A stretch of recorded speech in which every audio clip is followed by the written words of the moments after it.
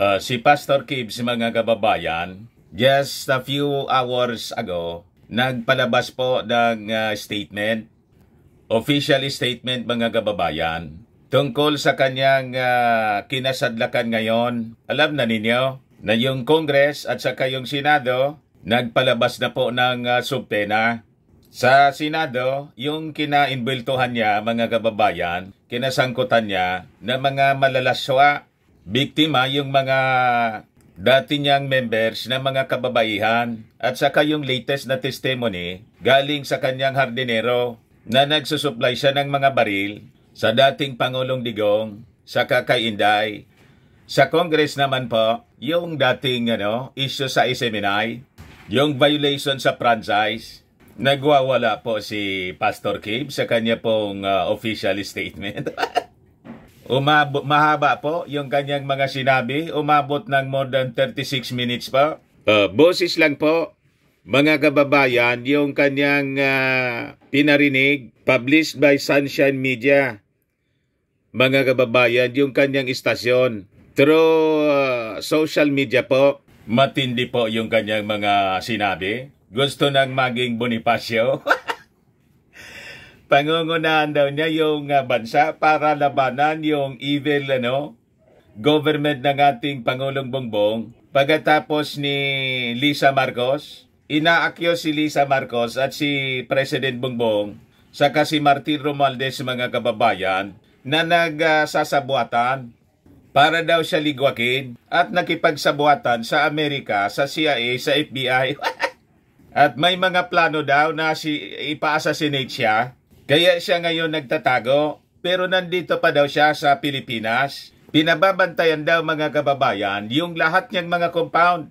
At dahil doon, hindi daw siya papayag na ganun-ganun na lang. Tatayo siya as leader ng ating bansa. At inakyus pa, mga kababayan, yung ating Pangulong Bongbong Marcos na mga mangkukulam na. Saka si Lisa Marcos po, nag-sex urges daw at nagagamit ng kung ano yung mga sinasabi po ni Digong. Nagtaka ka pa niya, Mr. Marabila, si spiritual advisor ni Mau Diggs. Yung mga ginagamit pong terminologies, likwak, gorgor, yung tulad ng ginagamit ng yung dating supporter ng ating Pangulong Bongbong na vlogger na biglang bumaliktad po na nandun sa Amerika. Ayun, mga kababayan, pag pinakinggan ninyo yung kanyang statement po, mga terminologies na ginagamit, alam na kung sino yung source ng mga information nung nakabase sa American vlogger. Ganun na ganun ang linya ng kanyang mga pamamahayag, pati yung mga pulburon. So, kino-confirm lang nga nila, mga kababayan, kung sino yung source ng mga propaganda laban na mga kababayan sa ating black propaganda laban sa ating Pangulong Bongbong Marcos. Hindi ba? Sinapian daw yung ating Pangulong Bongbong Marcos ng masamang espiritu. Tawag na nga po, Eudemon.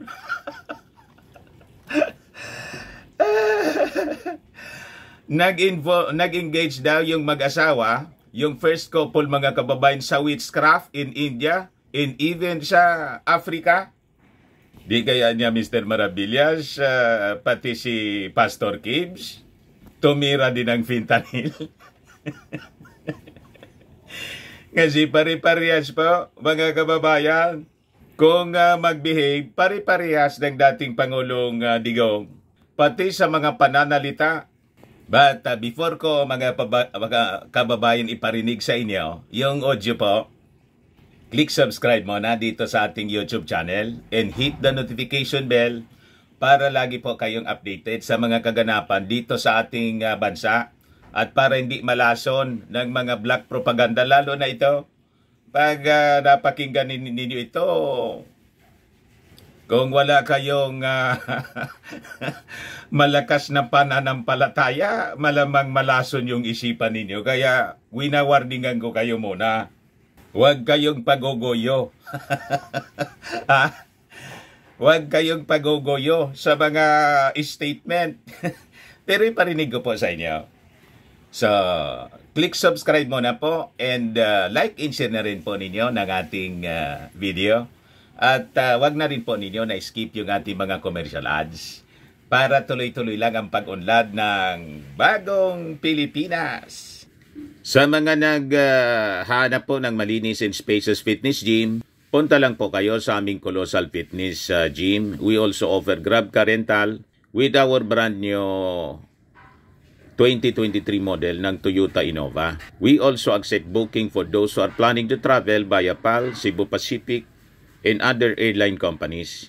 And bills payment for Meralco Bills, Aleco Bills, PLDT, and etc. Kahit saan po kayo gusto na mag-travel, pwede na kayo magpa-online booking po dito sa amin. Bumili ng ticket. Pati sa mga hotels po, nagbo-booking po kami. May Paymaya kami, may bayad center na rin po. Ang Colossal Fitness Gym is located at 3rd floor, Security Bank Building, Lanco Business Park, Legazpi City, Albay. For inquiries, look for Jilon Maravillas, contact number 0966-802-0949. Ito po yung aming Innova, nakaservice siya ngayon. Lagi na pong matao dito sa amin. Na-set up na rin po yung aming mga bagong gym equipment. May treadmill na rin po kami. Ito naman po yung bago naming product, iGlow Serum. Negosyo siya ng aking anak na architect entrepreneur, Riz Maravillas. Tingnan ninyo yung epekto sa kanya. Whitening po siya. Before and now. Contact na lang po ninyo siya sa kanyang FB, Riz Maravillas, sa inyong mga inquiries. Ito naman po, Firmax sa Firming and Lifting Cream. Mainam po ito sa paninigas ng mga kasukasuan, pati mga pains. Pinapaid lang po sa mga pulses in other affected areas.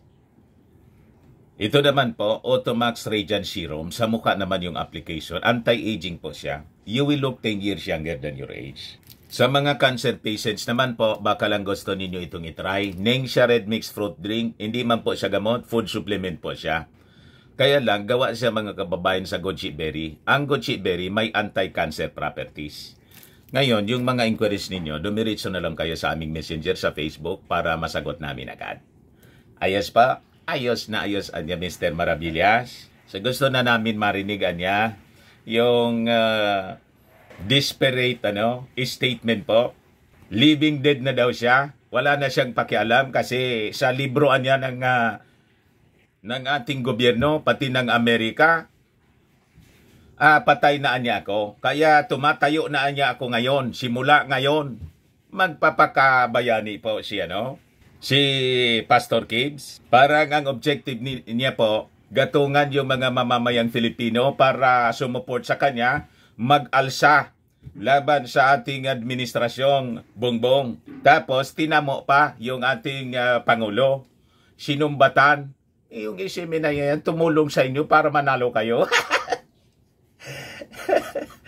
Pagkatapos niya, ito yung gagawin ninyo sa amin. Pinipersecute ninyo kami. Ang totoo niyan mga kababayan, sumikat sila yung SMNI. Hindi man masyado pakilala yung SMNI. Ginamit nila yung presidential forum, yung presidential debate. Nag-organize sila para sumikat. Wala mang manonood sa kanila.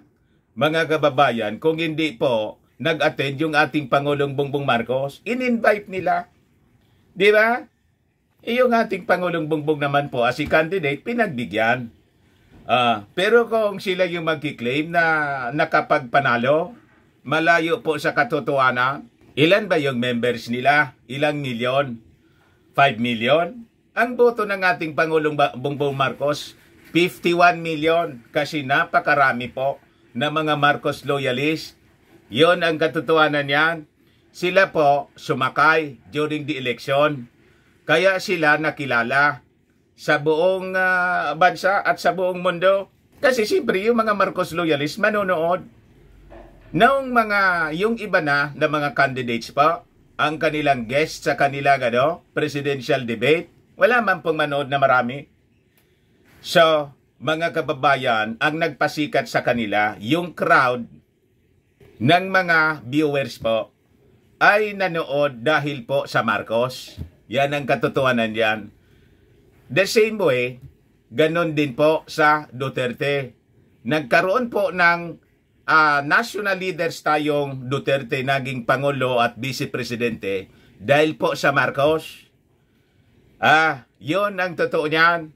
Assuming kayo. Tama po mga Marcos loyalist? Kahit nga po yung sa mainstream media, pag hindi po guest si President Bongbong Marcos, candidate BBM, wala pong manood na marami. Kasi nga po, ang rockstar po, si BBM. Kayong nagpapaniwala sa mga sinasabi po nila. Pero pakinggan natin po. Ayan po siya mga kababayan. Audio lang po. Kasi hindi niya pinakita yung kanyang live na pagmumuka. Picture lang niya yan. File photo. Sa buong bansang Pilipinas, buong sanlibutan, magandang araw, magandang maga, magandang hapon, magandang tanghali, at magandang araw 68,000 na pala 4 hours ago. Ang pangungusap ko pong ito ay napakahalaga para sa lahat ng mga kababayan nating Pilipino na makikinig at manonood sa akin, although hindi nakikita ang mukha ko. Ito po si Pastor Apollo Kibuloy, ang appointed Son of God ng Kingdom of Jesus Christ, the name above every name. Sana po press conference ang tatawagin ko ngayon. Pero dahil nanganganib ang buhay ko, ay hindi po muna ang aking pagmumukha. Ang akin lang po maririnig. Ito po ito na sasabihin ko sa inyo. Mga kababayan, mula po noong 2018, ako ay linis at ang aking kongregasyon na walang dahilan, ginawan kami ng kaso doon sa bansang Amerika. Sumunod kami sa batas. Kung kami may mga sinabi lang violations na hindi pa napatotohanan, yan po ay nasa kanilang federal court na. Kumuha kami ng 20 lawyer upang pag-usapan ang lahat ng kanilang akusasyon, which is about 43 counts. Lahat po yan ay mayroong 20 lawyers na nakatutok at meron na po kaming depensa. Naghihintay po ang aking mga lawyer sa Amerika at sa Pilipinas na simula ng trial. Mulang 2018, pinospon. Ginawan 2020, pinospon. Ginang 2022, pinospon. 2021, ganun din. 2023, sana ay po-postpone. Pinospon pa rin. Ngayon, hindi na po papayag ang judge. November 5, 2024, talaga pong itutuloy na. Ngayon, ako naman nandito sapagkat indicted din ako. Sealed indictment pa nga ng 3 taon, hindi ko alam ako indicted ako. So anytime pupunta ako doon, walam. Pero salamat naman sa Panginoon Diyos sapagkat hindi na ako pumalik doon at hindi nangyari yon. So dahil kasama ako ng aking mga workers na mga 9 o 8 kami lahat, ako yung number 1 na principal. Okay lang. Sapagkat ako naman ang leader ng kingdom at ako talagang target nila. Sa anong paraan ginawa kami ng kasong hindi namin alam. At ng witness, handa na po kaming lahat. Lahat ng aming depensa, lahat ng aking mga lawyers, US-based lawyers, handang-handa na po kami. Pinopostpone nila palagi, pero ngayon hindi na. Ngayon, ako dito sa Pilipinas, dahil nandito na ako nung dumating yung mga kasong yan, kaya sa Amerika, kundi dumating ako dito, wala pang kaso. Kinasuhan ako ng naka-sealed indict po nakabalik doon, pero nandito na ako sa Pilipinas. So hindi po ako tumakas. Ngayon, dahil nandito ako, I will use my constitutional rights for extradition na siyang treaty ng ating bansa. Yan po ang iniintay ng mga lawyers ko dito sa Pilipinas at sa Amerika. Hinihintay namin ang request ng US Embassy sa Department of Foreign Affairs. Sapagkat kung yan pag-uusapan, i-endorse doon sa Department of Justice, wala rin doon. Hinihintay namin para pag-usapan ang extradition treaty kung paano gagawin. Handa din po ako sa kasong yan kung ako'y ma-extradite pagkatapos mapag-usapan at nakadaan na kami ng Court of Appeals, Court of First Instance at Supreme Court. Kung ilang taon yon, dapat magtiis din sila. Hindi dumating yon, hinihintay ko hanggang ngayon. Wala pong request na ganon. Ngayon, eto po ang mahalagang ibabalita ko sa inyo. Mula noong 2018 hanggang ngayon, hindi na po kami mapakali sa ating sariling bansa. Nawala po ang aming kalayaan sapagkat kami dito ay sinosurveillance. Sinosurveillance ako. Siyempre, sa surveillance po siya kasi nga nagtatago. O diba? Para hindi siya i-surveillance ng FBI, CIA. Wala yun sa kontrol natin. Pero sinisisi, mga kababayan, yung ating Pangulong Bongbong Marcos kasi nakikipagsabuatan daw. Sumurrender kasi siya para harapin tulad ng ating dating First Lady nang magkakaso po, mga kababayan sa Amerika. Talagang inarap niya. Ganon ang matapang. Hindi nagtago, mga kababayan, yung Marcos family, di ba? Talagang hinarap po, napakaraming kaso. O siya, ito man lang yung kaso niya, mga kababayan. At sabi niya, lahat ng kaso daw niya, mga kababayan, may around 20 lawyers daw siya. Imagine. Ito sa Pilipinas, ng CIA at ng FBI. Napakarami niyang mga abogado. Sarili kong bansa, ako po ay nagtatago sapagkat liligwakin ako ng ganun-ganun na lang. Kita ninyo yung mga terminologies niya, ligwak, o di ba familiar term sa inyo po? Ayan ang terminology ginagamit ng yung taga doon sa Amerika po, na may kaso na rin. Cyber libel, yung isang vlogger na siging panira po sa ating Pangulong Bongbong. Walang extradition process na gagawin. Dumating po sa aming kaalaman sa mga sandaling ito from reliable sources. Correct me if I am wrong, but these are reliable sources na dumating sa akin na ayaw na raw po nila ng extradition treaty. Ang kanila daw pong gagawin ng CIA, ng FBI, ng US Embassy at State Department kasabwat ng ating gobyerno ng Pangulong Marcos at ng First Lady.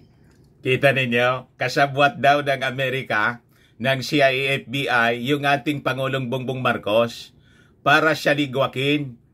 Lalo na si First Lady, Lisa Marcos.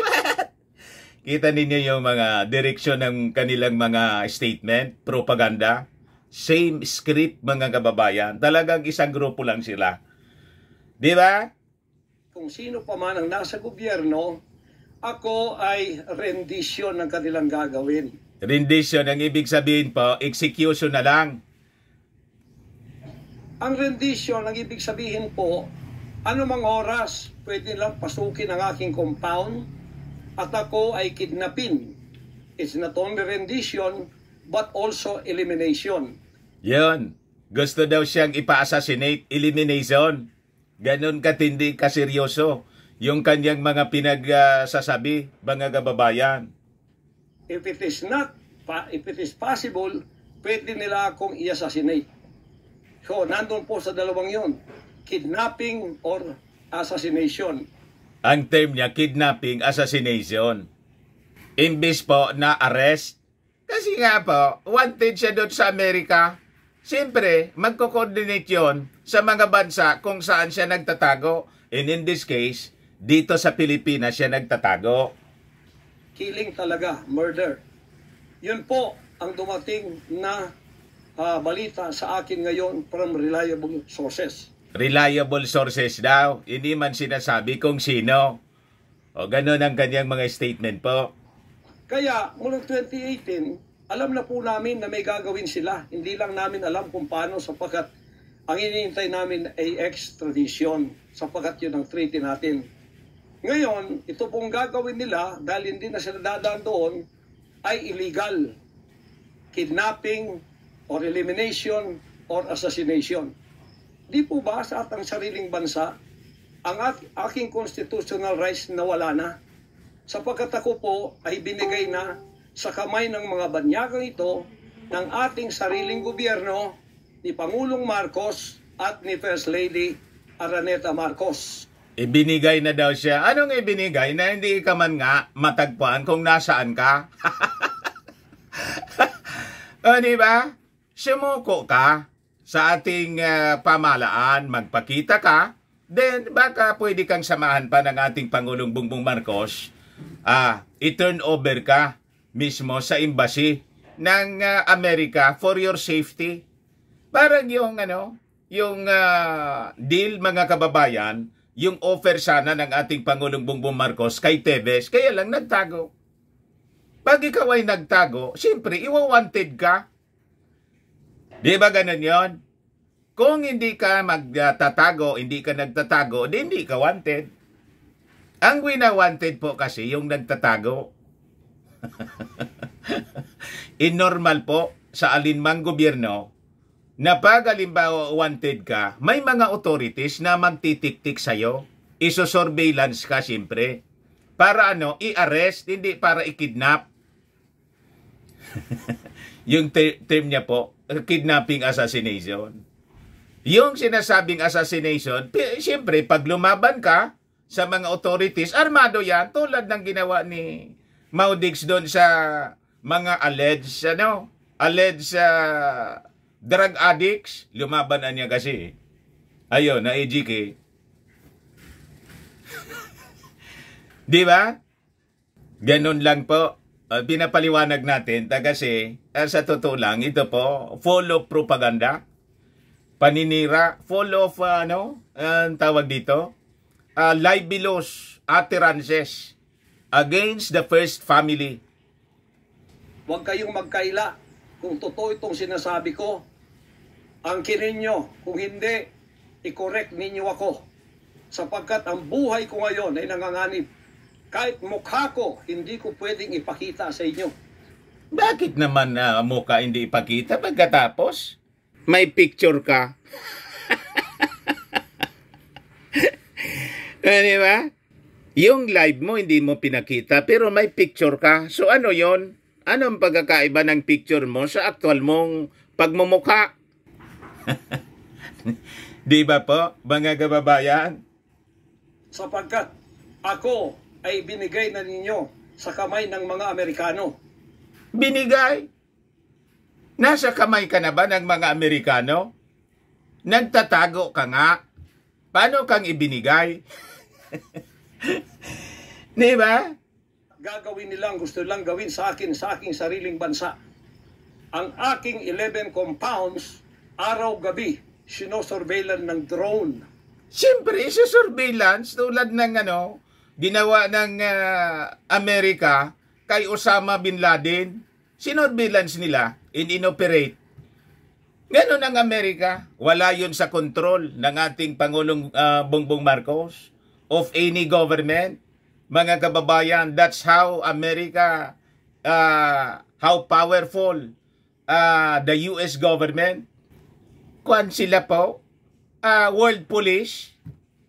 Yan pwede mong gawin, isurrender mo yung sarili mo at may mga abogado ka man lang na mga abogadong di kampanaryo, hindi lang di kampanilya, kampanaryo na yung dala. Nagawa ng pamilya Marcos noon na naidefensa at napawalang sala kasi hindi siya guilty. Anong rason na son of God ka? Powerful? Napa-stop mo nga na yung earthquake? Stop!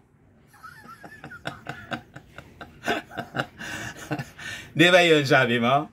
Kaya tumigilan niya yung lindol. Pina-stop ko niya. Wala ka bang paniwala sa iyong sarili na ikaw yung appointed son of God? Uobra ba sa'yo yung assassination na sinasabi mo? Di ba hindi yun uobra? Kasi appointed ka. Talaga niya, Mr. Maravillas. Ako po, yung argumento ko, yung mga statements ko, galing din sa kanyang mga previous pronouncements. Binabalik ko lang po sa kanya. Bakit ka nagtatago? Bakit ka natatakot? If you are an appointed son of God, walang rason na magtago ka. Di ba si Jesus Christ, Son of God, pinalitan mo na nga. Nagtago ba si Jesus Christ? Di ba hindi?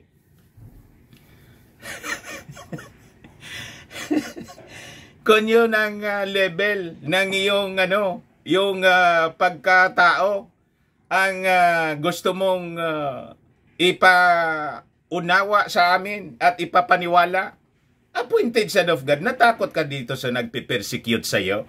Sino man itong CIA? Sino man yung FBI? Sino naman si President Bongbong, si Lisa, si Martin Romualdez as against the appointed Son of God? Di ba wala silang panama? Oh, yung mga Marcos never na nagtago. Nung sila kasuhan ng close to 1,000 cases. Si Imelda Marcos mismo umarap sa trial sa Amerika, sa New York, the trial of the century. O bakit kayo, hindi man po appointed sa daughter ng Diyos si Mrs. Marcos, pero hindi natakot? Hinarap niya. Bakit? Naniniwala siyang hindi guilty. Kung kayo ay naniniwala hindi kayo guilty, and you are the appointed Son of God, harapin ninyo. Hindi kayo tatabla ng bala. Yung sinasabi ninyong gusto kang ipa-assassinate, hindi ka tatablan yan. Kasi nga, appointed Son of God ka. Tama ba ang ating mga argumento? Kasi pag magtago ka, di ibig sabihin yan, duda ka, kahit doon sa statement mo mismo, that you are powerful, appointed Son of God, anointed ka eh. Duda ka, kaya ka nagtatago. Harapin mo, sumurrender ka, you seek the assistance of the President, imbes na i-accuse mo. Tawagan mo, manawagan ka ngayon, Mr. President, I am surrendering. I am submitting myself dito sa investigation ng Senado. I am submitting myself dito sa trial na gustong gawin nila sa akin sa Amerika. Tulungan mo ako na makamit ko ang fair trial. Ganon, hindi yung nananawagan ka na ngayon ng revolusyon. You want to topple the government of Bongbong Marcos. Gusto mong mag-Bonifacio, magpakabayani, tulad ng gustong mangyari ni Digong ang gusto mong mangyari. Lalo mo niyan nilulubog yung sarili po ninyo, Pastor Kibbs. Sino bang nag-advise niyan sa inyo? Na imbes masolusyonan yung problema na kayo din naman yung may mga gawa niyan. Tapos, nilulubog yung sarili ninyo. Wala kayong pagkakaiba sa inyong kaibigan na si Digong. Kung nanahimik na sana siya, nag-retire, hindi na dumaldal ng dumaldal, wala siyang problema ngayon. Ayan tuloy. Nagka-interest tuloy na yung ICC, mga kababayan, ay ipurso yung investigation. You see? Kayo yung may gawa ng mga problema ninyo eh. Hindi po kami makatulog. Hindi kami mapakali. Bakit hindi kayo makatulog? Na yung peace of mind, galing yan sa ating Panginoon. And you are the Son of God.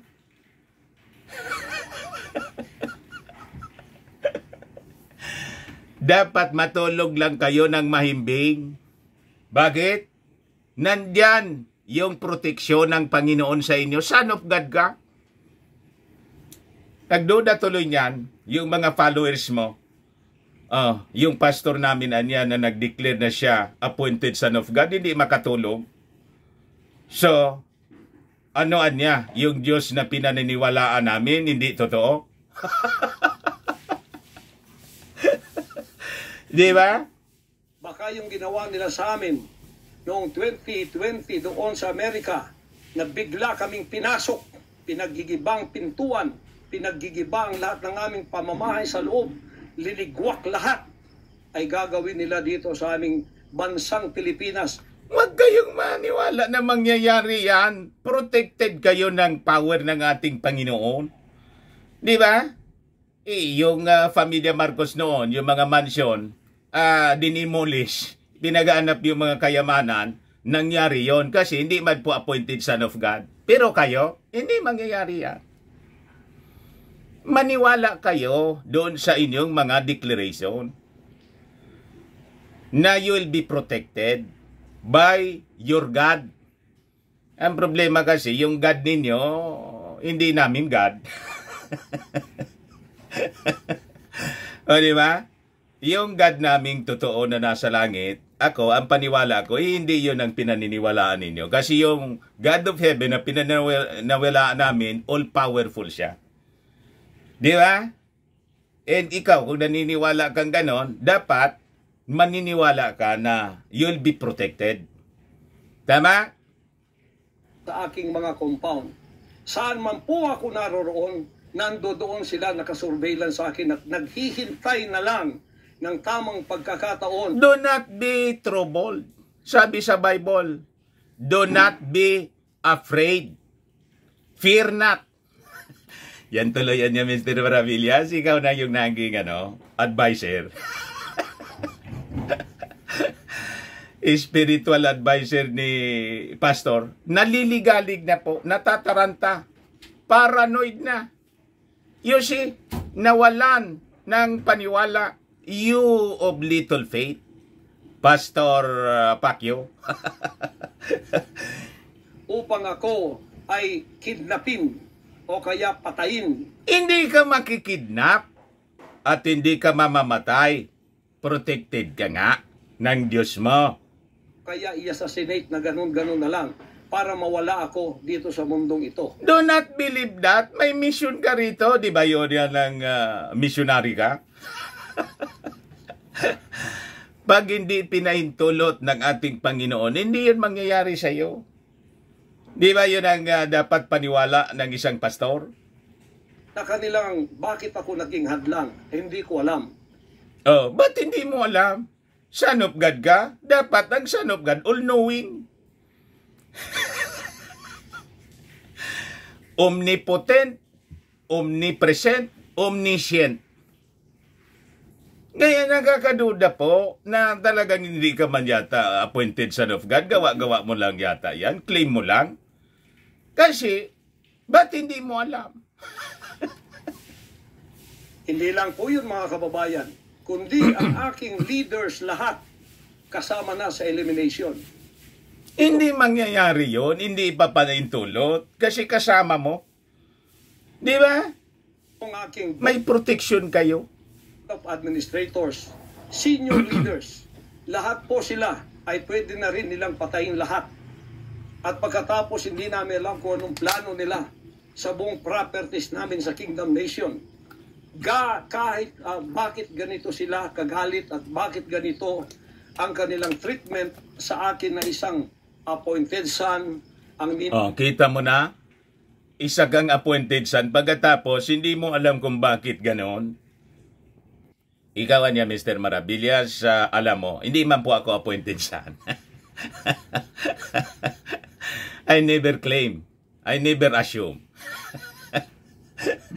Kasi wala mang ganun, mga kababayan. Si ko po ay evangelizing the whole world with the Word of God. Hindi ko naman kasalanan ako'y maging kaibigan ng politikong tulad ni Pangulong Duterte. Yan kasi, dumikit ka rito sa gamit ng fentanyl. At pati yung istasyon mong isiminay, minalas tuloy. Bakit minalas? Ayon. Yung mga bawal sa KBP rules, yung mga bawal sa franchise, yun ang binayolate po. Sabi po doon sa lumabas sa investigation ng Congress. Kung wala kasing violation sana, edi tuloy ang masasayang masasayang araw ninyo. Yan kasi. Vice President Sara, taga Davao po kaming lahat. Lumaki kami lahat dito. Alam ko po ang aking mga kaibigan, sila. Lumaki kami, mayor namin yan, prosecutor pa, naging congressman, naging president. Yan po ang aking pakikipag-ugnayan for nation building. Wala akong ibang interest sa bansa.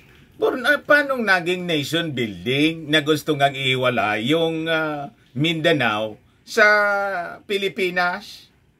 Nation building yan po. Di ba dismemberment ng ating bansa? Ang bansang Pilipinas, Luzon, Visayas, and Mindanao. Base po sa konstitusyon. Ngayon, gustong pag-iwahiwalayin. Nation building ang ganon. Lahat baliktad yung mga sinasabi ninyo eh. Ito, kundi ang pagunlad. Kaya nga ayaw ng mga taga Mindanao, kayo lang yung gusto eh. Yung kaibigan ninyo, rejected. Kahit na yung mga secessionist dati, MILF, MNLF, ayaw. Kasi buhay, dugo at buhay. Yung pinuhunan nila para ma-achieve yung peace, pagkatapos ginulo-gulo ngayon. Ngayon, ako po ay... Kaya nga yung armed forces natin, inutusan ng ating Pangulo na dyan sa Mindanao, dyan sa Davao Region, sakop yung kingdom po ninyo. Sabi ng ating Pangulong Bongbong Marcos, bantayan niyo dyan yung mga possible enemies. Hindi lang niya minimension kung sino yung mga possible enemies. Pero common sense. Di ba? Inuusig. Ako po ay ginigipit. At ako po ay sinasaktan sa lahat ng paraan ng mga false accusation, false allegations. False accusation pala. So, kung naniniwala kayong false accusation, false allegation, so kayang-kaya ninyong idefensa. So, bakit kayo nagtatago? I-defensa ninyo in proper forum. Ngayon, nandito kayo sa Pilipinas. Tinutugis kayo sa Amerika. Di pumunta kayo sa Amerika. Harapin ninyo yung kaso doon. Pag, alimbawa, kasi sabi ninyo, false allegation, false accusation, siguradong mananalo kayo sa kaso. Pag natapos ninyo yung kaso ninyo doon, di balik kayo dito. Pwedeng pabalik-balik din kayo. Kasi ngayon, may ito ngang Senate inquiry. Napakasimple Senate inquiry. Tapos yung SMNI, hindi man yung timbang buhay. Di ba? Magpapaliwanag lang naman kayo tungkol sa kinasandakan ng inyong istasyon. Ayaw ninyong mag-appear. Yung mga abogado, hindi man po masagot ng mga abogado. At sabi ni Risa Ontiveros, dito sa Senado, personal yung involvement po ninyo rito. Kasi nga, ang nag-aakusa, yung mga babae, na ang sabi, sinexual abuse po ninyo. O tapos dito mga kababayan sa kanyang statement, wala palang asawa itong si Pastor Kibuloy. Pinag-aagawan daw siya kasi ng mga babae. Pag siya daw nag-refuse mga kababayan, yun, sinisiraan siya. Kasi nag-refuse. Kasi yung target daw ng mga babae po sa kanya, yung yaman niya. Marinig ninyo po dito mamaya. Na ayaw naman nilang pumunta sa korte. At pagkatapos, ayaw din nilang paharap itong mga false accusers na gagawa nila to destroy. Yung mga accusers po ninyo, anong ayaw iharap? Nandun po kausap ni Risa Ontiveros mismo, yung mga babae po, pati si Rene, yung hardinero, nandun po, nang sabi, the other day, kahapon yon sa investigasyon ng Senado, nag-supply kayo ng mga armas kay Inday at saka kay Digong. Si Inday nga, in-interview, may statement siya ngayon sa media, iniiwasan niya yung mismong aligasyon. Ang sagot ni Inday, malayo sa tanong. Sinasabi lang niya, hindi na daw siya nagtataka kasi ganon. Pag ang vice presidente daw po, sinisiraan talaga. Hindi man po direktang sinagot yung akusasyon ni Rene. Reputation para idamay sila Duterte, family, doon sa kapupuntahan ng mga investigasyong walang kakwenta-kwenta. Hinamon ko na kayo, punta kayo sa korte. Ayaw ninyo. Ikaw, Risa Hontiveros. Ikaw, kayong... Hindi man pwede pumunta sa korte si Risa Hontiveros kasi senador siya at nagreklamo sa kanya sa Senado bilang Chairman Committee on Women and Gender Equality. Siyempre, as a senator, yun ang gagamitin niyang binyo, yung Senado. Di ba? Kaya nga siya senador. In aid of legislation yun. Diyan, na nasa kongresong puro leftist.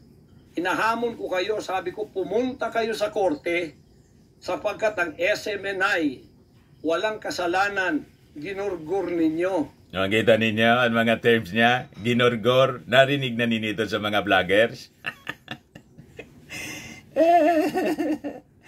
So alam na ninyo, mga kababayan, kung sino ang magkakasama. Sapagkat idinadawit ninyo at ang source po ng mga propaganda politika laban sa ating Pangulong Bongbong Marcos. Nalis ninyo ang aming malayang pagpapahayag, ang aming press freedom, pati ang liberty ko na, ang aking freedom, ang aking constitutional rights. Wala na po. Palagi kami nagtatago. Bakit kasi nagtatago kayo? Anong kinatatakot ninyo? Hindi man kayo tatablan ng kung anong attempt sa inyong buhay kasi son of God kayo. Lumilingkod sa likod namin sapagkat tinahabol kami. Sabi sa Bible, Pastor, fear not, do not be troubled. Nakapalibot sa amin ng mga CIA, alam namin yon. Hindi obra yung CIA, FBI sa inyo. Anak ng Diyos kayo, son of God. BI nandyan din. Pinag-usapan na ito dyan sa State Department. At ang reliable sources dumating sa akin. Ang ulo ko po ngayon, may patong na $2 million or 100 million pesos. Ngasan man ang document na nagsasabing gano'n yung patong sa ulo ninyo? Wala mang ganyang lumabas na balita. Ay, mga kababayan ko, may nabasa kayo niyan kahit sa periodiko o narinig ninyo sa telebisyon, sa radyo o kahit lumabas sa social media. Ikuha nga niyan ninyo, baka lumampas sa aking research. Ang ipinatong sa ulo ko, baka yan ay madagdagan pa kung may maunang makapatay sa akin. Ano? Hindi kayo tatabla ng bala kasi nga yung lindol nga hindi umubra, napa-stop ninyo. Yung bala po, mapa-stop ninyo, gaganunin lang ninyo, stop! O, dito hanggang dito lang yung bala. Sa bansa natin, ngayon mga kababayan, ay meron pa pong gagawin daw sila sapagkat meron na daw silang search warrant. Pagkatapos daw, isi-search ang aming lahat ng compound. Siyempre, kung may search warrant, isi-search para may mga balita kasi na may mga armas na iyon ang testimony ni Rene, yung hardinero po ninyo, landscaper po ninyo. At hindi daw kami papayagan na merong witness na sasama. At ang balita namin, kung ito'y totoo, sa reliable source ay nagsasabi na paplantingan daw kami ng bomba, guns, and drugs. Mga spekulasyon lang yan, mga kababayan, para mina-mindset tayo sa ganon, para siguro pag may nakuha doon, ayun, so sasabihin nila planted, sinabi na niya di ba niya, tama yung hula ni Pastor, kasi sinabi niya, yung mga tao na madaling, madaling maniwala sa mga marites po, maniniwala. Ayun, tapos i-discredit yung ating mga authorities na niya planted. What? Sa aming mga compound, yan po ay aming babantayan. Sinabi ko na po muna sa inyo dito sa live na to para kung mangyari man ang mangyayari. Kita ninyo? Sapagkat wala po kaming ganon. Mina-mindset tayo. Ganito ka-evil ang kanila pong mga pag-iisip sa ngayon, masyadong desperado. Aywan ko kung bakit. Baliktad, masyadong desperado. Kayo yung desperado eh. Kaya nagpalabas kayo ng ganitong statement eh. Hindi man nagsasalita yung ating gobyerno. Ay yung nag-iimbestiga nga po, yung Senado, sa mga alleged sexual abuses and exploitation. Yung committing yon, pinangungunahan ni Risa Ontiveros, Dilawan, ini man kaalyado ng ating Pangulong Bongbong Marcos. Paano nadamay dito yung first couple? Anti-Marcos si Risa, yung kapatid ng ating Pangulo, pabor sa inyo. Kontra nga doon sa subpena. You see, kadugo na yun ang ating Pangulo. Pabor pa sa inyo. Pabor pa kay Digong. Kung kayo nasa katotohanan, nasa kapangyarihan, bakit kayo natatakot? Oh. Natatakot. Kayo yung natatakot kasi nga ayaw ninyong lumitaw. Ayaw nga mag-attend sa Senado at sa Kongreso. At huwag ninyong pasamahin ang aming mga abogado para sumama sa inyo sa pagsisearch. Kaduda-duda na yon. Hindi po pwede yun. Ano tayo? Bansang Hapon ng panahon ng giyera? Ano to, panahon ni Hitler? Na wala kaming pwedeng lawyer na sumama sa inyo? Kayo-kayo lang? Pagkatapos, pwede nyo kaming barilin pagka kami nakikipag-usap na kailangan may witness para kamerahan namin ang ginagawa ninyo na wala kayong lusot kung meron kayong gagawin. Walang problema sa ganong kamerahan. Di ba yung establishment ninyo napakalaki? Yung mga compounds ninyo? Siguradong may mga spy camera kayo doon. So captured yung lahat na mga mangyayari doon. So anong kinatatakot ninyo? May mga surveillance camera kayo doon. Kung may surveillance camera yung mga authorities, kayo siguradong mayroon kayo sa yaman ninyong yan. Kabulastugan. At pagkatapos, ipapatong ninyo sa amin. Pagka ito'y totoo, we will resist you. Hindi kami violent, pero hindi kami papayag na wala kaming mga witness na sasama sa inyo. Pareho po niya, no? Gustong mag-resist? Ni Maudigs? Lawyer at saka barangay captain ang hinihingi namin na magiging witness sa lahat ng search na gagawin ninyo sa lahat ng aming pamamahay, kwarto o kung ano. At may lawyer kaming titingin muna sa inyong dokumento kung ano ang isi-search nyo, kung anong bahay, kung anong compound, kung ano lang ang dapat nyong gawin at ilang oras. Hindi to open-ended eh. Siya na yung nag-set ng condition po? Mas mataas pa sa mga authorities natin at sa batas?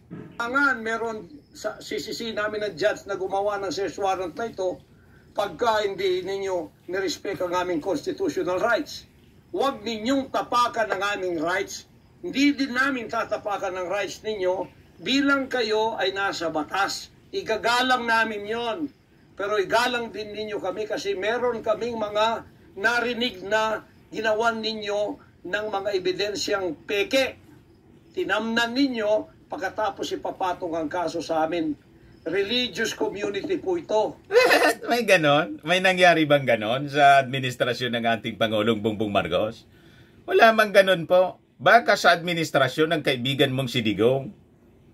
This is a spiritual community. Once tumapak kayo dyan, sapagkat kayong nagdadala ng batas, respetuhin ninyo. You are on holy ground.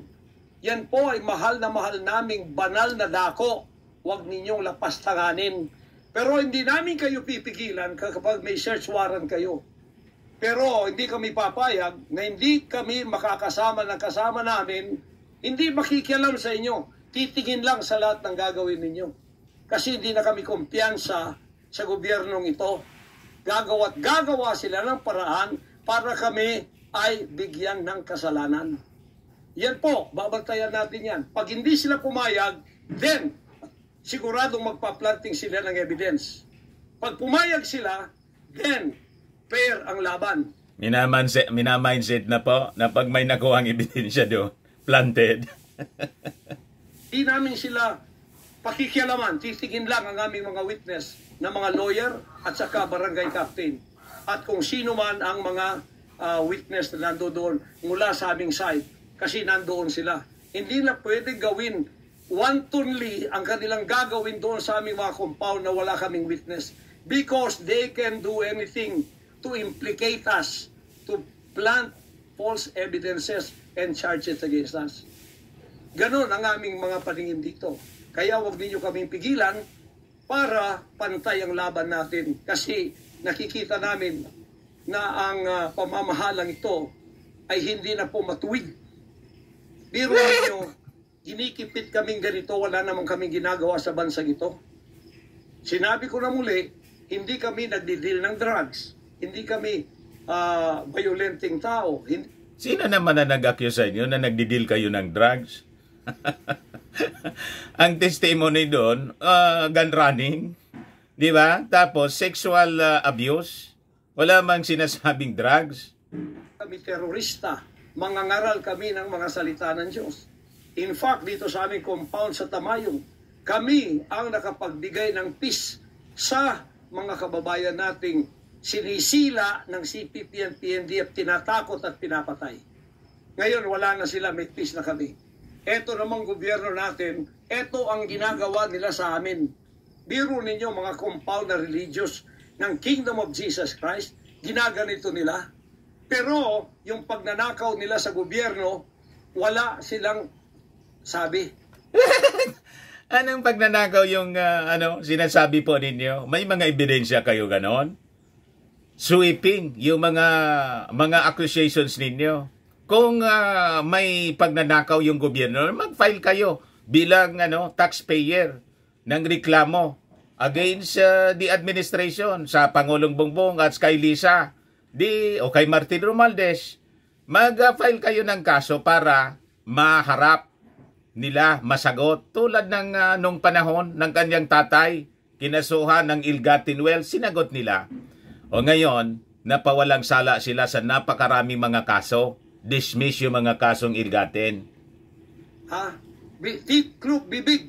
Hindi sinisearch ang mga bahay na pinagbibili nila. Nagamit ang pera ng gobyerno. Anong klase kayo? Sige. Kita ninyo mga kababayan? Mga sweeping statement tulad ng kanilang dalawang tawag dito, host ng programa, si Badoy at si Ka Eric, nang imbestigahan po ng Congress. Ayun, fake news pala. Ayan tuloy, nadiin yung isiminay. Gawin ninyo ang gusto nyong gawin sa amin. Pero kami tatayo sa aming constitutional rights. Whatever happens. Tatayo ako sa kalayaan ko sa bansang ito na pinakamatyan ng aking mga national heroes. Yan mga kababayan, bantayan po natin. Hindi po ako magpaparesto sapagkat ako po ay siguradong papatayin. Kasi rendition na ang kanila, hindi na po extradition. Kaya wala na akong kalayaan at wala na po akong depensa sa sarili ko, kundi ang Panginoong Diyos lamang. Kung paano itinago ng Diyos si Elijah sa evil woman na si Jezebel. Yun naman pala, huwag kayong matakot. Itatago kayo ng Diyos yung paniwala Nang nagpakain sa kanya ay mga ibon na lang. Ganon din ang gagawin ng Diyos sa akin. Hindi ako bibigay sa kamay ng masasama. Pag ganito ang pamamahala, it's an evil and righteous administration. I am telling you that. Bantayan natin to mga kababayan ko. Evil administration na yung tawag po? Para niya Mr. Maravillas yung statement ni Soperati, ganun din na yung ating Pangulo sa Malacanang napapaligiran ng mga Yudimon. Baga brainwash na si Soperati din, dinoktrina ni Pastor Kibbs. 3 years na po ako. Magse-74 years na ako dito. Lahat ng administrasyon na daanan ko na. Lahat ng mga naging pangulo, mula kay Diosdado Macapagal, mula po sa maliit pa ako kay Magsaysay, kay Carlos P. Garcia, kay Diosdado Macapagal, kay Marcos Sr., kay Cory Aquino, pagkatapos kay Ramos, pagkatapos kay Gloria Macapagal, pagkatapos kay Erap, pagkatapos kay Ramos, pagkatapos Inisa-isa? Si Aquino, Noynoy, pagkatapos ang ating Pangulong Duterte. Wala po kaming nadaanan ganito na ginigipit kami sa aming sariling bansa ng mga dayuhan na kasabwat ang ating pamahalaan. Kasabwat daw? Inakusan na ng direkta? Kasabwat daw ng Amerika yung ating Pangulo? Si Lisa at saka si Martin? Na aking sinuportahan pa naman noong nakaraang eleksyon. Ayan, sinusumbatan na dito. Kasi sinuport daw niya, mga kababayan. Tandaan mo, President Bongbong Marcos, First Lady Lisa Marcos, pati ikaw, Martin Romualdez, hindi kayo dyan ngayon kung hindi kayo tinulungan ng SMNI at ng buong sangkatauhang Pilipino. Ilan lang naman kayo? 5 million kayo? 31 million po yung mga mamamayang Filipinong bumoto. 31 million plus. And these are loyalists and believers ng ating Pangulong Bongbong. At dumami yung viewers ninyo dahil nagamit ninyo yung pagtakbo sa pagkapangulo ni President Bongbong. Yon ang totoo niyan. Aniwala sila sa amin sapagkat ang SMNI lamang ang may credibility. Noong panahong yun hanggang ngayon. Ngayon, anong ginawa ninyo? Pinaggagawan ninyo kami ng kasalanan. Inilagay ninyo kami sa kahihiyan. Pagkatapos, ibinilanggo pa ninyo ang dalawa naming mamamahayag. Pagkatapos, siyempre, ayaw magsabi ng totoo.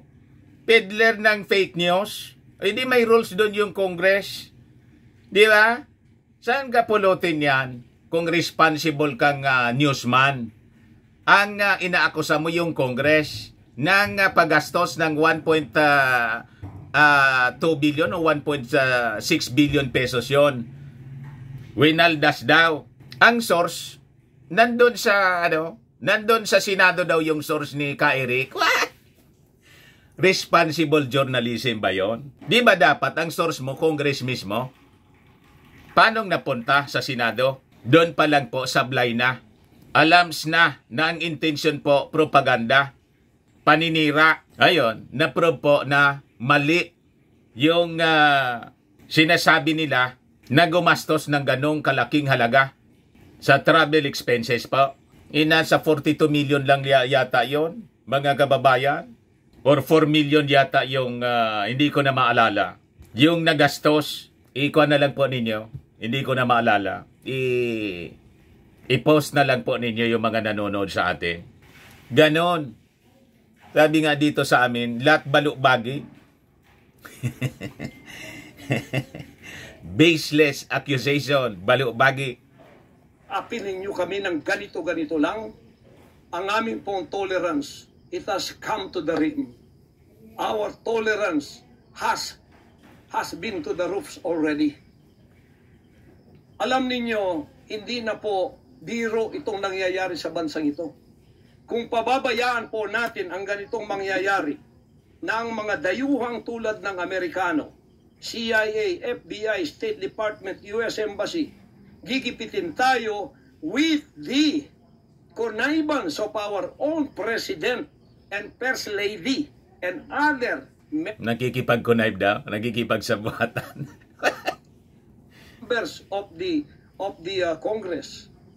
Kung pababayaan natin ito, Pati si Martin, nakikipagsabuatan daw. nangyayari sa isang Pilipinong tulad ko na gumagawa ng kabutihan, trying our very best para makatulong kami, humanitarian, Children's Joy Foundation, dinemonize kami, kinriminalize kami. Biro nyo ginagawa niyo dangerous criminal organization. May nagreklamo po. Kung walang nagreklamo sana sa inyo, kaya nga kailangan sagutin ninyo. At yung mga nagreklamo, members ninyo. Kingdom of Jesus Christ, buong sanlibutan, ang akin pong 38 years na munga ng mga 6 hanggang 7 milyong kaluluwa na niwala sa katwiran at nagbago ang buhay. Ngayon, ginaganito niyo ako ng dahil sa inyong politika na ang aking itinataas naman ay mga lider na tama tulad ni Duterte. Kasalanan ba ko ba yun? Tama si Digong. Yung tawaging bangag yung ating Pangulong Bongbong Marcos without basis at mayroon tayong adik na presidente. Tama ba yon? Iwala ko sa isang leader na matuwid at akin siyang itaas. Yung mga kaibigan niya mismo, yung close friend niyang si Montolfo, nasyak. Sabi niya, para niyang wala na sa sarili siya, nasobra niya niya sa fentanyl. Dapat niya, tumigil na siya doon. Kita ninyo. Tapos ganito kayo kadesperado para ako'y patayin at ang lahat ng aking mga senior leaders papatayin din hanggang yung mga leaders na pwede pang pagkatiwalaan papatayin ninyo. Kita ninyo, mga kwampo, mga libelous utterances po yung kanyang mga pinagsasabi. You take over all of our properties and compound. Pagkatapos, lilinlangin ninyo ang mga tao. Pagkatapos, magtatayo kayo ng sariling korporasyon. I-incorporate ninyo doon ang lahat ng properties na pinaghirapan, blood, sweat, and tears ng aking mga members all over the world. Tapos, biglang-bigla, ililipat ninyo doon sa inyong bagong korporasyon. At pagkatapos, itataas ninyo ang kamay ng isang tao tulad ni Bandari at sasabihin ninyo, ito ang leader ninyo ngayon. Ano ang Kingdom of Jesus Christ? Political government? Like si Bandari daw, hindi tayo familiar kung sino yon na sinasabi niya. Hindi po ganon. Mangyari ng mangyayari. Hindi po papayagan ng Panginoon Diyos ang mga bagay na itong nangyayari sa ating bansa, sa mga... Ganon naman pala, hindi papayagan ng ating Panginoong Diyos. So ano yung, dapat manahimik na lang kayo. Di ba? Hindi man papayagan ng Diyos. So, kalma lang, dapat. Kalma. Daligito. Kung ako, mabuting tao, kung ako nangangaral ng katuwiran, kung ako tumutulong ng kusang loob at hindi nagpapautang loob kanino man, ginaganito ako. Sino pa kaya kayo, mga kababayan ko? Bumukas nanggagatong na po. Natin, magkaisa na tayo at alisin ang evil administration. Nanggagatong na po ng pag-alsa. Seditious statement po. Sabi ko sa inyo, lalong dinadagdagan ni Kips yung problema niya tulad ni Digong. Di ba, mga kababayan, kaya natambakan sila ng mga kaso, mga pag-iimbestiga. Kasi sila mismo yung gumagawa ng kanilang problema. Ito, seditious statement. Pag narinig ito ng ating mga authorities, papag-aralan ito ng mga abogado. Sasabihin naman, pinipersecute sila. Seditious statement po ito. Na ito na siyang ginagamit ng masamang espiritu upang ang kadiliman... Ginagamit na daw ng masamang espiritu yung ating Pangulo. ay bumalot sa buong bansang Pilipinas. Alam ko, mahal ninyo ang Pilipinas, mga Pilipino. Naghihintay lang tayo ng tamang pagkakataon. Meron pa bang ibang pagkakataon? Tingnan niyo nangyayari sa Kongreso. Tingnan niyo yung korupsyon. Tingnan niyo yung droga. Mismong... Pati daw sa Congress, may droga na. Hanggang bumapasok po sa trouble si Diggs. Ating presidente, mismong si Diggs, si Kibbs. Pamilya, inakusahang druggists, inakusahang mga drug addicts. Wala tayong ginagawa. Mismong Pangulong Duterte na nagsabi niyan. Mismong naririnig natin araw-araw, durugista siya. Pagkatapos, kami pa ngayon ang inaapi at... So, ibig sabihin niya, gusto niyang maniwala tayo sa sinabi ni Digong. Yung mga kaibigan nga niya, hindi maniwala. Sa aming paglilingkod, pagkatapos sila ay mga kriminal na So, ang tawag na sa ating Pangulo at mga kasama, mga kriminal daw. Patunayan ninyo sa husgado yung mga sinasabi ninyo, di ba? Nakaupo dahil may kapangyarihan. Kami ngayon ang liligwakin nila. Hindi ba yan karumal-dumal sa harap ng ating Panginoon Diyos? Hindi ba... Yung mga abogado nito, siguradong gumaganon-ganon sa bagay. Habang nasa trouble po si mayaman si Pastor Kibsi, mayanap buhay yung mga abogado.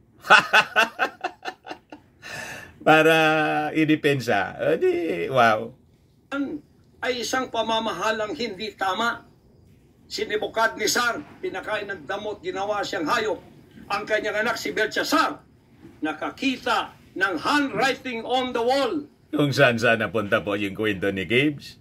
Pagkatapos, inalis ang kaharian sa kanya at ibinigay kung sino ang magiging matuwid na haharap sa Panginoon Diyos. Anong tingin ninyo sa akin bilang pastor? Dinemonize. Ang reputasyon ko pinagsisira. Ngayon, hindi na ako buhay.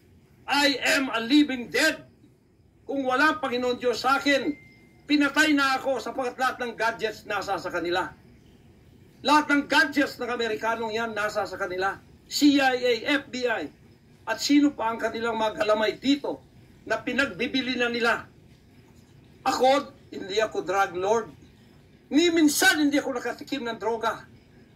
Mulang-mula pa, inialay na ako. Wala man po kaming narinig na nag-akusa sa inyo na drug lord kayo. Ang nag-akusa po sa ating Pangulong Bongbong Marcos, kayo at sa si Diggs. Ngayon, kayo yung nag-akusa na drugist. Di ba?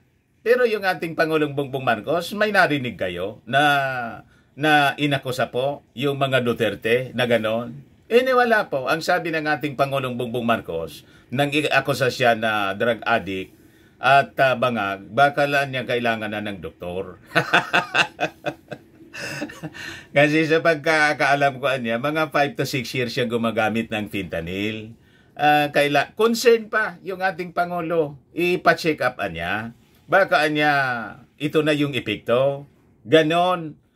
Pero narinig ninyo yung ating Pangulo or si Martin or si Mrs. Lisa Marcos na nagsalita ng tulad ng mga pananalita ninyo? Wala kang marinig sa kanila. Tutok na tutok sa trabaho. Ang aking ama na maging isang ministro ng banal na kasulatan. Hanggang ako'y lumaki, hanggang ako'y naging 74 years old, hindi ko po na-enjoy ang aking kabataan sapagkat hindi ako nagliwaliw. Ako po'y nangaral. 50 years na akong nangangaral. 38 years in the kingdom ministry. Ni isang sigarilyo hindi tumama sa bibig ko. Ni maliit na bisyo hindi ko pinasok. Ako po ay hindi nag-asawa. Ngayon inaakusahan ako ng napakaraming babae. Ito po ang kasalanan ko. Pinayaman ako ng Panginoon Diyos, akala nila sa akin. Single ako, kaya pinag-aagawan ako. Pagkatapos na ako ay maghihindi, mapapahiya, ibabaliktad nila sa akin. Pinag-aagawan daw siya ng mga babae kasi siya, binata, single siya. Na tinatawag ko. Pag inawayan daw siya, yun, binabaliktadan siya. Pag inaayawan niya, foging-fogi siya daw. Si Pastor Gibbs. Potiphar's wife syndrome. Hindi po ko nagsasalita ng ganito kasi mapahiya ang mga babaeng yan. Nagagawan sila. Ano sabihin? Nagpangagaw sa kanya, mga kababayan. Habulin ang mga chicks. Nagagawan nila ako. Dahil nananawagan sa mga magulang, mayaman na tayo pag nangyari ito. Sabi ko, hindi mangyayari yan kasi dedicated ako eh. Target daw yung kayamanan niya kasi. Pag nagustuhan ni Pastor Gibbs, mayaman na daw, sabi ng mga magulang daw. Napahiya, ngayon binayaran at ngayon binabaligtad ang lahat ng istorya. Mahirap pong sabihin ko ito kasi masisira ka lang pagkababae. Napilitan lamang ako sapagkat napilitan lang daw siya. ay ko po'y nanganganib. Anytime pwede na akong kidnapin kung nakita ang aking lair, ang aking hideout. Anytime pwede na akong ligwakin. Ang aking mga BOA leaders, hindi na po natutulog sa compound. kung saan-saan na lang po mga membro kami natutulog. Doon sa mga payak na mga bahay, doon sa mga bahay na hindi kilala. Sapagkat lahat po kami nakalista na, napapatayin, gugurgurin. Wala po silang takot kasi nasa kanila daw ang kapangyarihan. Ano man ang motibong ubusin sila? Di ba? Mahal kong kababayan, walang mapapala yung ating gobyerno na gawin yon, di ba? Magkakagulo lang. So, ba't gagawin yun ng ating gobyerno po? nagtatago ako sa sariling bansa. Sariling mga compound namin na pinaghirapan. Hanggang kami na ako saan nagpapalimos. Pero yung amin pong sinusulisit. Parang umiiyak na dito si Pastor Caves. Ninyo ang humanitarian na ginagawa namin.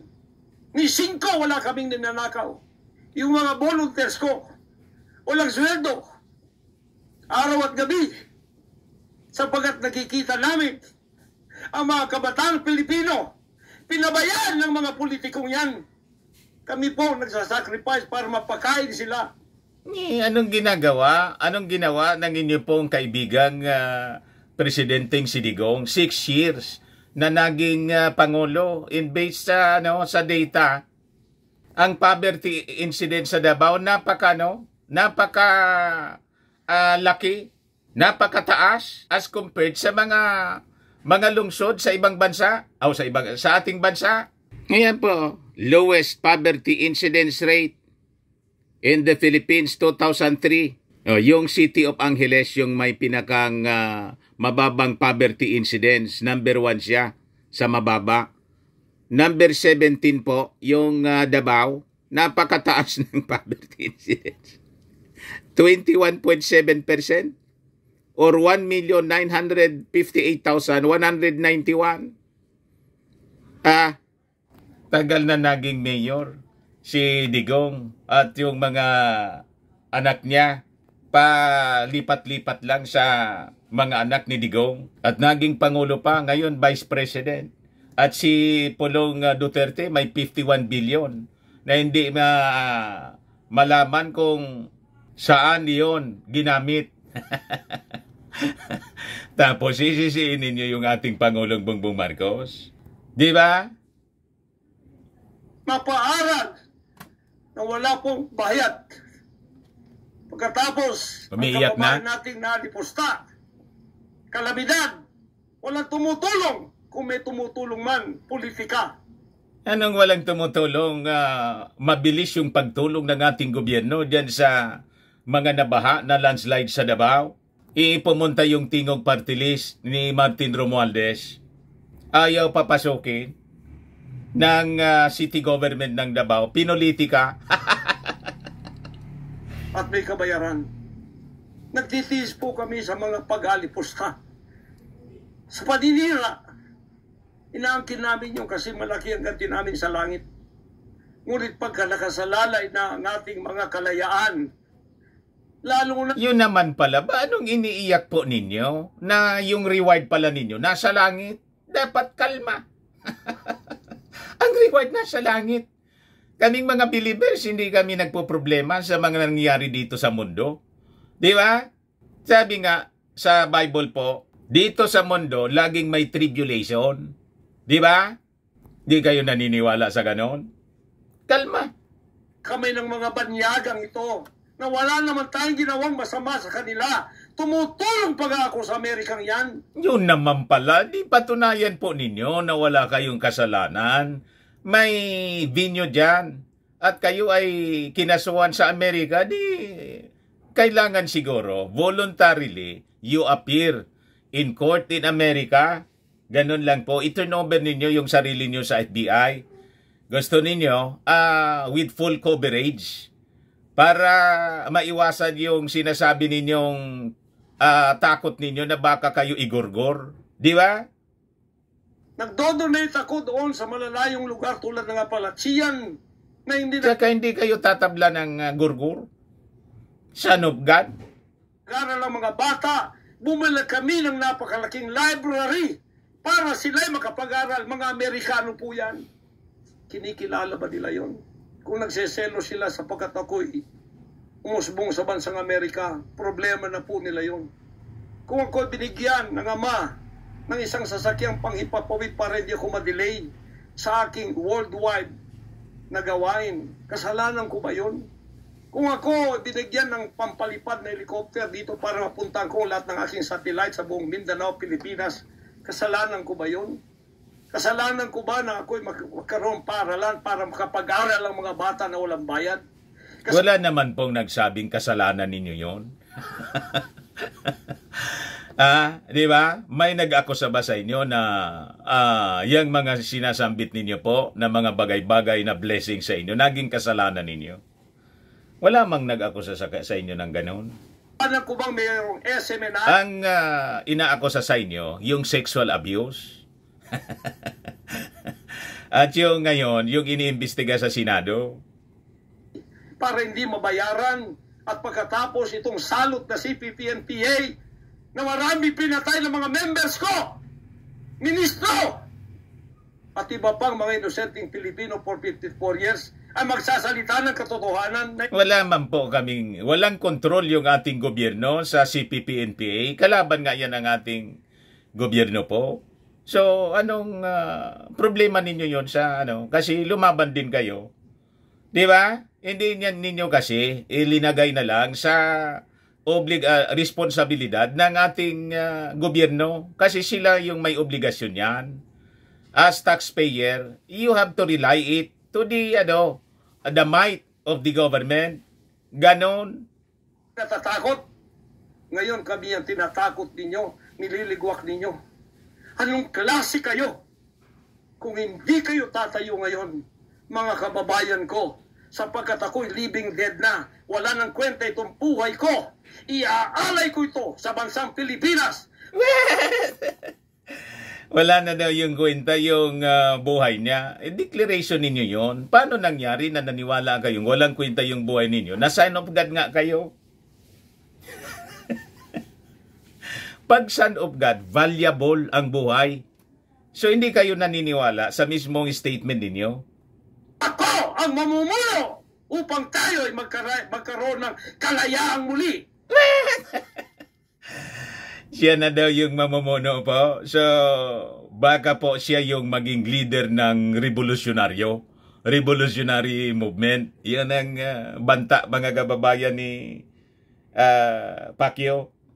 Unang-una sa aking kababayan, sa Kingdom Nation, sa aking mga leaders na papatayin din, at sa lahat ng Pilipino nagmamahal ng kalayaan. Tatayo ako! At ako ang mamumuno sa siya daw ang mamumuno. You see, mga kababayan, talagaan niya Mr. Marabilia, seditious statement na. Ito para sa katwiran at takot sa Diyos, para ibalik ang ating kalayaan at ang ating kaligtasan mula sa kamay ng mga banyaga na pinakamatyan ni Rizal, ni Bonifacio. Gayon lang. Anong hindi malaya na, tingnan mo nga, nakakapagsalita sila ng malaya, yung SMNI nga, kahit suspendido, nandyan sa social media, very active, hindi man po nagbabago.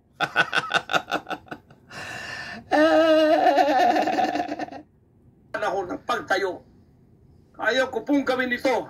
Ito po yung pinaparinig ko sa inyo. Malaya sila na nakapag-publish. Sunshine Media to. Ipakita ko sa inyo.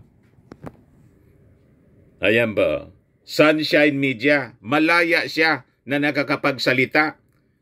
36.51 minutes po. Walang interruption.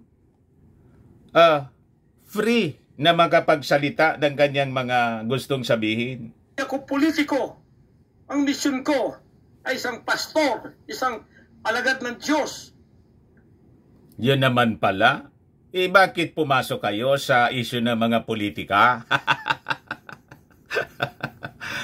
Pastor kayo. Dapat ang pastor po hindi nag-involve sa mga politika tulad ng sinasabi natin. Ako consistent yan sa mga pari na sila na yung nangangampanya.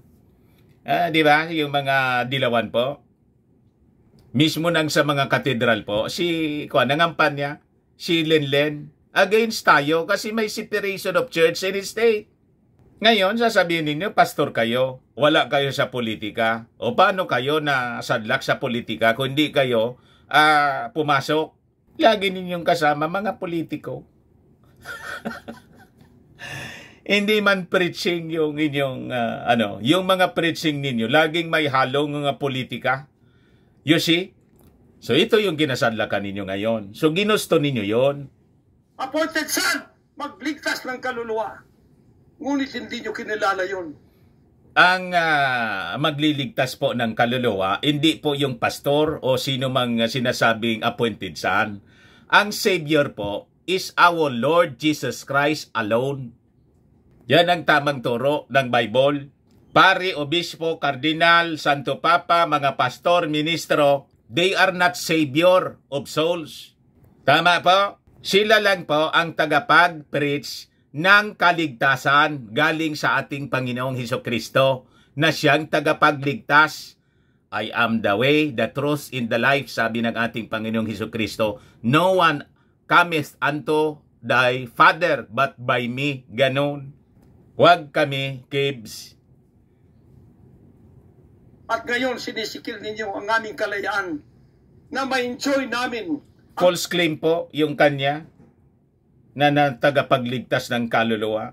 Wala pong pastor na tagapagligtas ng kaluluwa. Marami nga siguro mga pastor, mga kababayan na hindi ligtas ang kaluluwa. Kasi mga false teachers, false prophets, na sabi sa Bible, dapat anyang iwasan natin. Lumayo kayo sa kanya. Ganon. Labor namin for 38 years. Blood, sweat, and tears. Ang gabi, ginagawa naming araw. Hindi kami nagmolestiya ng ibang tao. Naguramentado na po. Lumago ang bansang Karian. Ngayon, you are envying ng jealousy. Nainggit Gusto daw. niyo kaming i-put down. Mapipilitan akong pupunta. Sino man mainggit sa inyo yung ating Pangulong Bongbong Marcos? Mayaman yung ating Pangulong Bongbong Marcos. Kilala sa buong mundo. Kaibigan ng mismong hari ng Britanya. Di ba?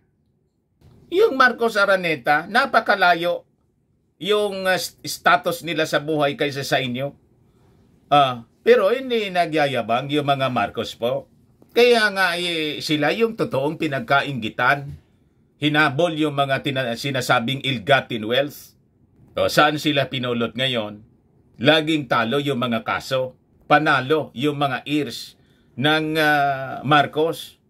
Pero sa inyo, mainggit yung first couple, malayo na mangyari yon. Malayo sa katotohanan po, Pastor Kibs. Mumuno sa bansang ito para sa katwiran. Sasabihin ko sa inyo, pag ito'y kalooban ng Diyos, gagawin ko ngayon din sapagkat ang buhay ko ay wala ng kwenta. Kita ninyo, dineclare niya yung buhay niya, walang kwenta. Galing po yun sa inyong bibig ng buhay ninyo, wala ng kwenta. Taindan din naman nila ako, ngayon tatayo na ako para sa kalayan nating lahat. Mahal kong mga kababayan, ito po ang mahalagang mensahe ko sa inyo sa mga sandaling ito. Hindi ko po Hindi po na-advise ng maayos ng mga abogado niya. Ang sino mang gumagapi sa bansa ko at sa aking kalayaan na ako mismo nagtatago sa aking sariling bansa within 74 years. Ba't kasi kayo nagtatago? Pwede man po kayong hindi magtago. Hindi po nangyari ito ngayon lang. Pangulong Bongbong Marcos. Wala man po nagsabi sa inyong magtago kayo. Wala ko matuwid ka na tao. Ikaw, First Lady. Sinisisi na ngayon yung ating Pangulong Bongbong. Ano ang kinalaman po sa pagtago ninyo yung ating Pangulo? Wala ko matuwid kang tao. Totoo ba yung ginagawa ninyo riyan na meron kayong mga... Ito na po yung matinding akusasyon po ni Pastor Kibs na involved daw sa 6 urges yung first couple at involved sa witchcraft. Pakinggan po ninyo. Orgies at meron kayong mga drug session. na nagliligwak kayo ng drug. Sumisingot kayo ng drug habang nagsesek. Sinisensor ko po baka. Pakinggan na lang po ninyo yung original nitong pinablish ng Sunshine. Puputol-putulin ko po, baka mamiligro yung channel natin dito eh. Ordis kayo, totoo ba? Totoo bang kayo ay mga session matindi? Na kayo ng bud? Nagbobodo daw? Expert from Africa. Pagkatapos mga witchcraft sa India at ang inyong session Martis. Kung ano-ano pinagsasabi, nawala na sa sarili. At pagkatapos Biyernes. Nagsisession daw Martes, pagkatapos Biyernes. Budo. Ginawang mangkukulam yung ating first couple po. Diyan sa Malacanang upang sa Malacanang mismo daw yung ginagawa. Aswangin. Para daw aswangin. Scrap. Ako, Vice President. Para daw aswangin siya, yung Vice Presidente, si Inday. At Pangulong Digong. At pati si Maudigs, para daw aswangin, gumagamit na ng bodo, witchcraft. Naging manggukulaw na po yung first couple. Ganon katindi yung talaga niya, Mr. Maravillas. Tumira yata. Tumira din ang yung tinitira ni Maudigs. Ng tutol sa inyong paglilingkod. Biro ninyo. Naging demons na kayo. Nag-worship na daw sa Udemon. Worship na kayo kung totoo man ito. Hindi man siya sigurado kung totoo man daw. So, iwan ko kung sino yung nagsabi. Baka yung source ng tagado na vlogger sa Amerika.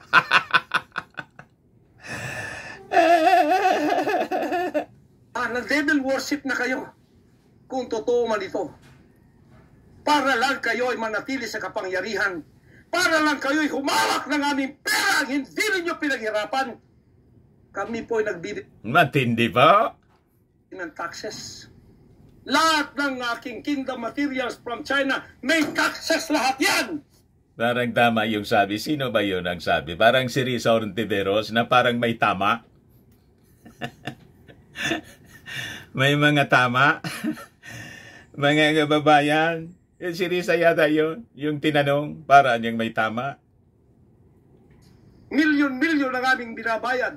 Ngayon, ginagawa pa ninyo sa amin ito? Yung mga ganito po, parang si Senior Aguila, ganon din, yung mga pananaw sa buhay. Matuwid ba kayo? President Bongbong Marcos, Lisa Marcos, makinig kayo. Totoo ba na gumawa kayo ng aksyon kasama ng FBI na ako ay nyo nang ipaligwak at binigay sa kanilang kamay? Kaya't sila'y gumagawa ng ganito with impunity sa aking sariling bansa. Kung ganyan ang ginawa ninyo, I will not honor you. I will not respect you because you did not honor me and you did not respect me. You are no longer worthy to be our trusted leader. Mabuti pa, hanggang maaga pa, Bongbong Marcos, Lisa Marcos, Martin Romualdez, bumaba na kayo sa posisyon. Pinagre-resign po? Tulad ng sinabi ni Baste. So, kita ninyo kung saan nila, kung saan nila niluluto yung agendang ganon. Sa Davao mismo po. You see? Mag-resign na kayo sapagkat hindi hihinto ang tinig na ito habang naririyan pa kayo. Kaya pinababantayan po ng ating Pangulo, ng Armed Forces, yung so-called enemies dyan sa Davao Region. Ayan po yung, di ba, 2 weeks ago, after na manawagan ng pag-iwalay si Digong, gustong iwalay yung Mindanao sa Pilipinas. na pinag-utos ng ating Pangulo, yung pagbabantay dyan sa Davao Region. Mga kababayan, tatayo ako sapagkat patay naman lang din ako. Tatayo ako hanggang buhay pa, hanggang may hininga pa ako para sa natitirang buhay ko ay magkaroon naman tayo ng boses at magkaroon ng kahit munting kalayaan na lang mula sa mga banyaga na kasabwat ang mga makapiling Pilipinong ito na itinayulat. Baligtad na mo, ay makapili po yung ating Pangulong Bongbong, the first family, si Martin, yun na yung makapili. Baligtad na po. Ang mga makapili po, yung mga pro-China. Yan ang katotohanan yan. Sa kapangyarihan, akala natin ay maasahan natin sila. Mga demonyo pala. Sorry to say that, but that is the truth. If that is not the truth, then tell me. And you cannot judge me. You cannot condemn me. I am dead already. I am a living dead in your book. Patay na daw siya?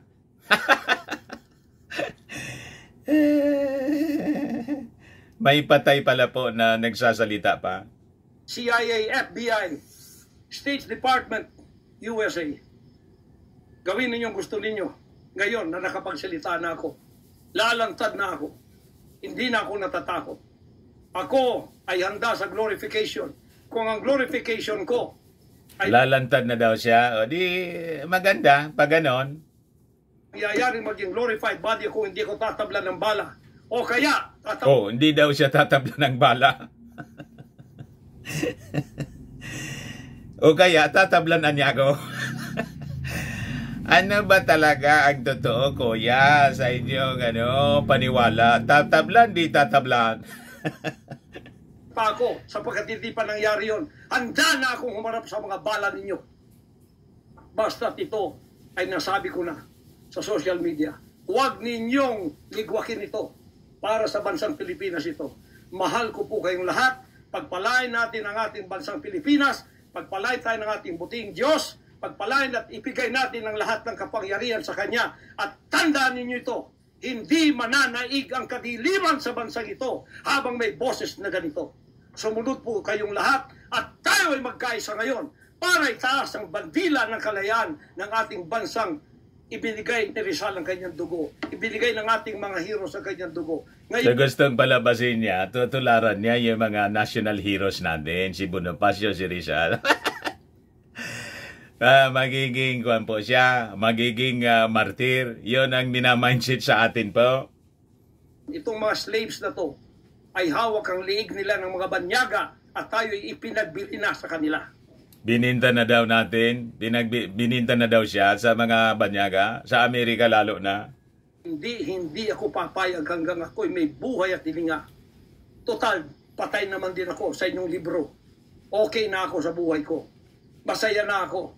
Meron na akong accomplishment. Handang-handa naman akong pumunta ng langit. No? Hindi man po alata na masaya ka. Kasi full of hatred at umiiyak nga eh. May gano'n na masaya.